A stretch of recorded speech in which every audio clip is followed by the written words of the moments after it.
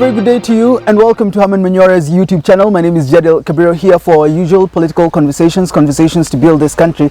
Even as we progress with President William Ruto's administration, I'm Jadil Kabiro here with Herman Manyora. How are you doing, sir? Good. How's your day so far? Wonderful. Let's talk about what is happening in Kenya Kwanza's administration. Almost all cabinet secretaries are finding themselves in trouble. Yes. From Florence Bore's case with houses to CS Linturi and CS Moses Kuria on cooking oil. We're seeing Kithiki Kinduri on spot over 450 million debt within Harambe House causes Nyayo House because of passport issues. We're looking at Alice Wahome, who has been summoned twice, hasn't appeared because of some water graft case. This is the situation with our CSs. Is this the picture you saw when you told William Ruto that these people will not take you anywhere? Is this the picture you saw? Said it.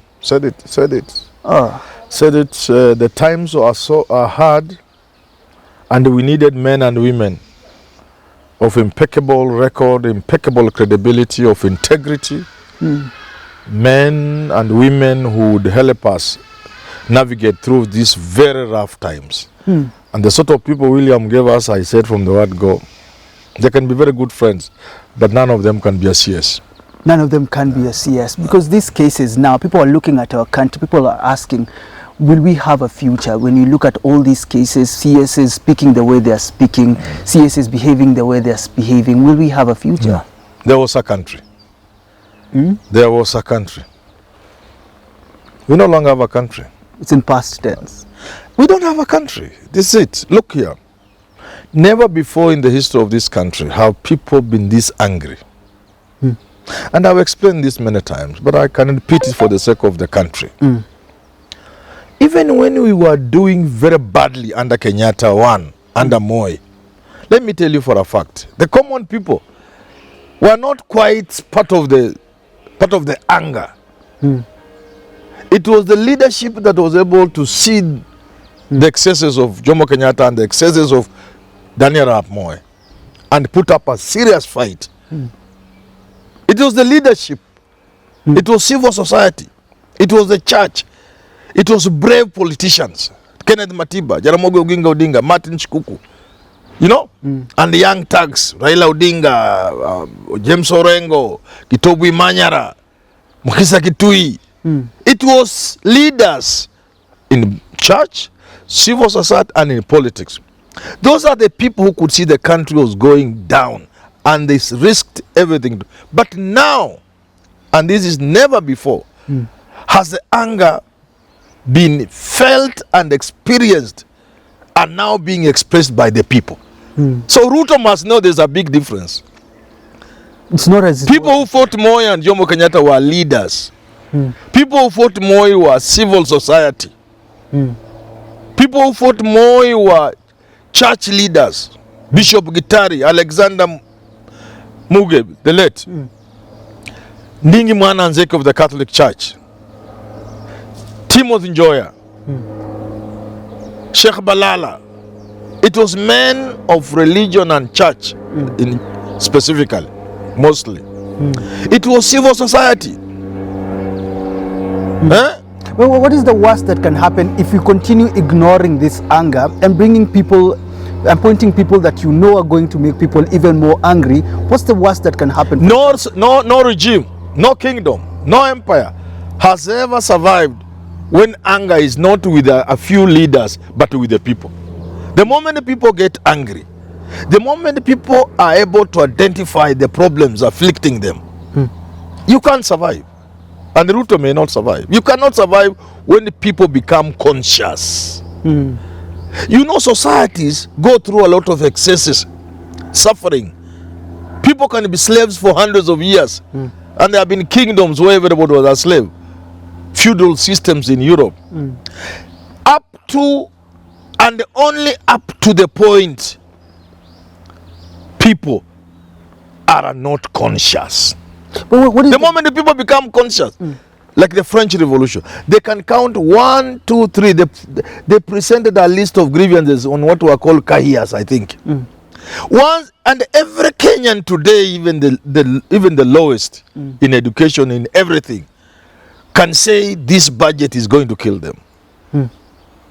Every worker in this country can say the payslip is going to be attacked in such a way, there's no point of working. Even as the most lowly worker, they are going to feel the pinch of the taxation and the levies.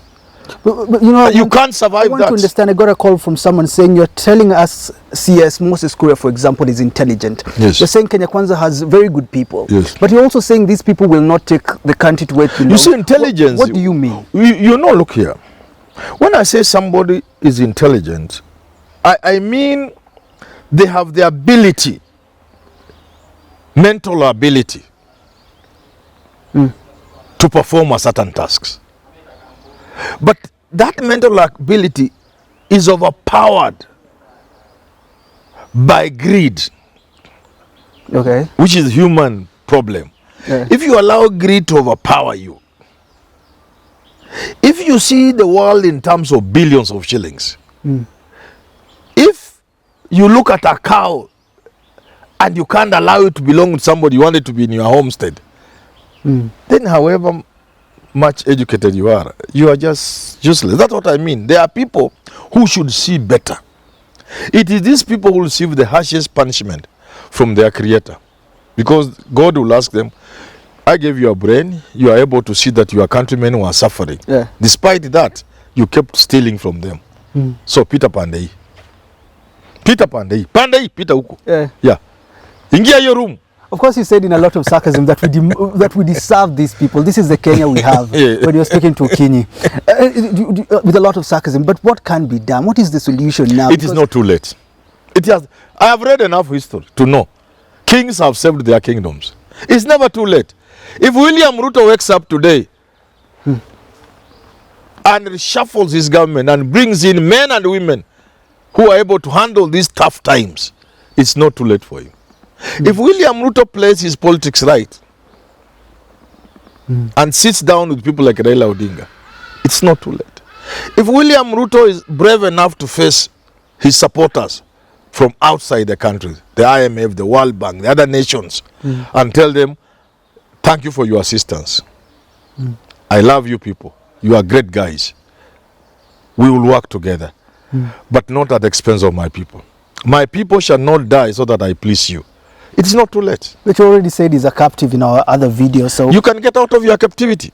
You won't be the first person to get out of captivity. From Babylon, Yeah, you can get out of Babylon. Yeah? Yeah. But, you know, it's a very difficult conversation because you know he's a captive. He has these people that you say they supported him and so they deserve to be where they are. Yes. How do you create this balance? Because it's not. He will not be the first person to decide to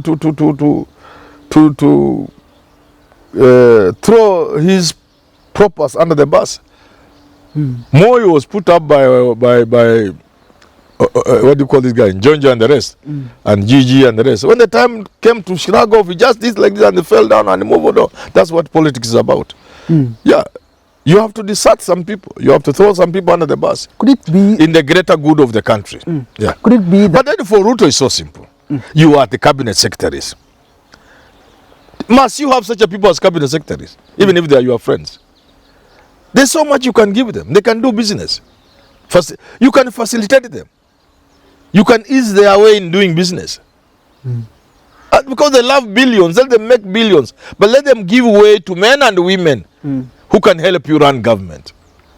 This is not asking for too much from Ruto. You've said it is the people that are going to take him out. Yes, not Raila. What is the problem now with the opposition, with the civil society, and with the church? Because these are the people that you say, these are the communities, these are the groups that took Moi out. Yes. What is the problem now that they are not as active as before? One, the church compromised itself.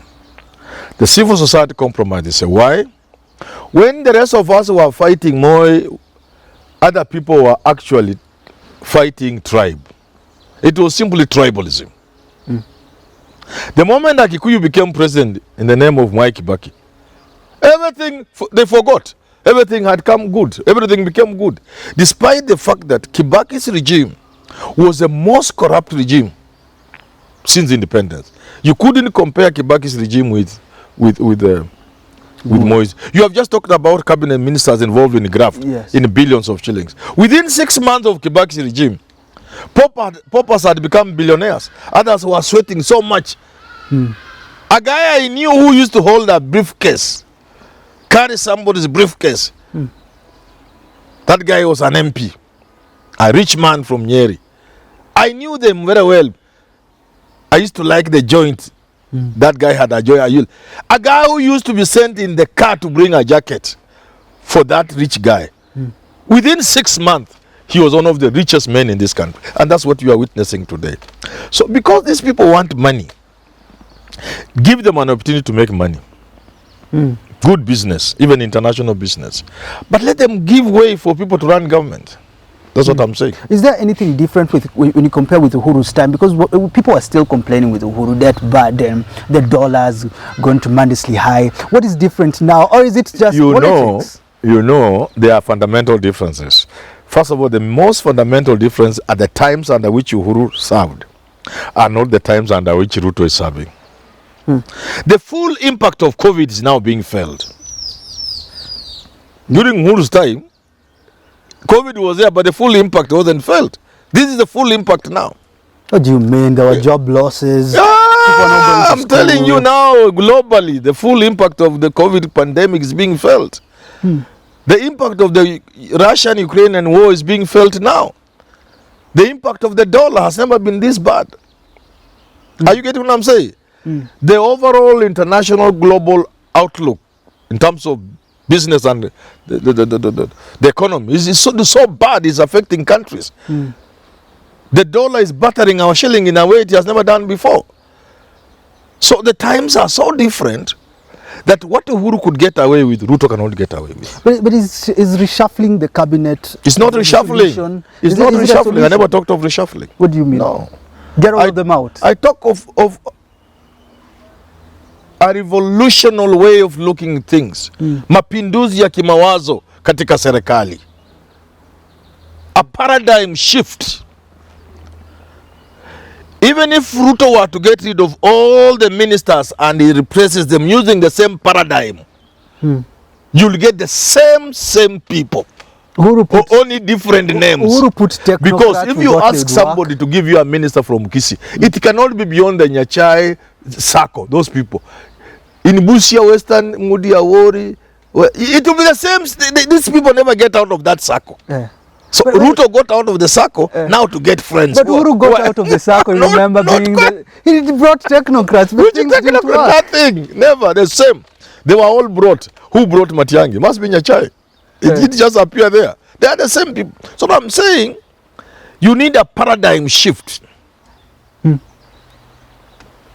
You need men and women in cabinet who will tell you off during cabinet meetings. Who will tell you, Your Excellency, by the way, this name, Your Excellency, we must get rid of it. Who will tell you, Mr. President, while I'm in charge of this docket, I don't think I'm willing to go in that direction. I don't want it to be recorded 20, 30 years now for my grandchildren to read that when I was in charge of agriculture, Kenyans continue dying from hunger. I will not. So, thank you for the appointment. I'm walking out. Yeah, those are the men you need now. Men who will tell the president, thank you for the job, but it's time for me to walk out. You know what he told them about the housing thing? You knew this is what I wanted, despite them. No, most of them didn't. They should be able to tell him yes, but I don't think this is. We were campaigning then. Now this is reality. We cannot push Kenyans into a hole that we are seeing. These Kenyans are our daughters, they are our sons, they are our children, they are our fathers, they are our brothers. We cannot take them down the drain when we are watching. Your Excellency, we shall not go in that direction with you.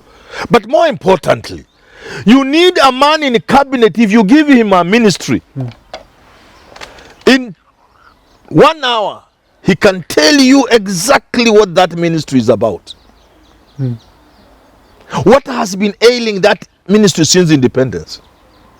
What you need to do to restructure the ministry, and how that ministry can begin to deliver to the people of this country. Those kind of men and women are not many. They are there. They are rare. But you must go and look for them. They have given up. Remember when we advertised for Chief Justice, only 10 or 12, 13 people apply. Yet it should be the very top for every lawyer to become a judge. To become a judge of the Court of Appeal, to become Chief Justice. And yet, how many people apply? What does that tell you? People have given up.